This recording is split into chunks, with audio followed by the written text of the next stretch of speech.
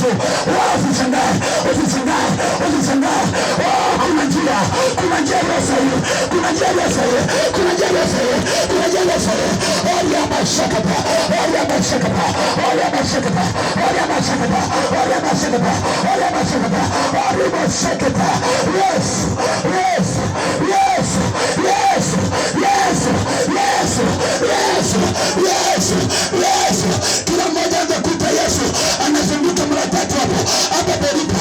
Zungukia laini hiyo, zungukia tu, zungukia tu. Ita Yesu, ita Yesu, ita Yesu. Zunguka tena. Yesu, Yesu.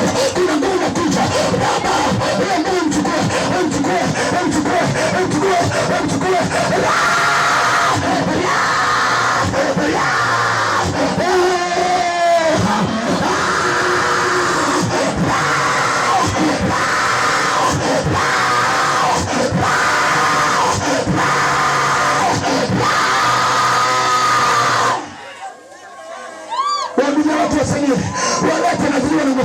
Wanatembea maisha zinawahubiria watu, wapokee watu, wanatembea wabebeni vizuri, wasaidia kwa ukarimu, wasaidia. Sakata, sakata. Watumishi wasaidia wengine, wakiata mkono, maposa na profeti, wasaidia hapa. Kuna watu wanatoka, njia zao lazima zifunguke. Unajua, na mambo kota. Wengine wamezuria njia yao kwa sababu ya uzao, kwa sababu ya uzao, kwa sababu ya uzao. Sekerebe. Ukienda hospitalini kwa mama ambaye ni mjamzito, anapofika muda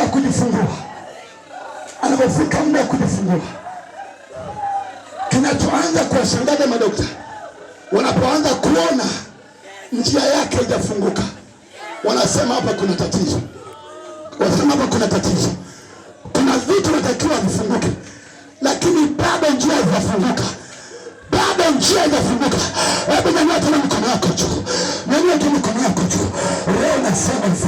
Roho nasema hivi, lazima njia yako ifunguke.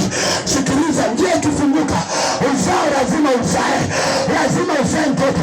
Biblia inasema katika Isaya 37 mstari wa 3, inasema hivi, watu wakamwambia Ezekiel, siku hii ni siku ya ziki, ni siku ya machozi, ni siku ya kilio, ni siku ya machozi, ni siku ya kilio. Watu wako tayari kuzaa, lakini hapana nguvu ya kuwazaa, hapana nguvu ya kuwazaa, hapana nguvu ya kuwazaa. Nyanyua mikono yako juu. Nataka nguvu ya kuzaa, nataka nguvu ya kuzaa, kuzaa mema, kuzaa baraka, kuzaa ushindi, kuzaa mema, kuzaa mema, kuzaa baraka. Ipo nguvu ya kuzaa, ipo nguvu ya kuzaa.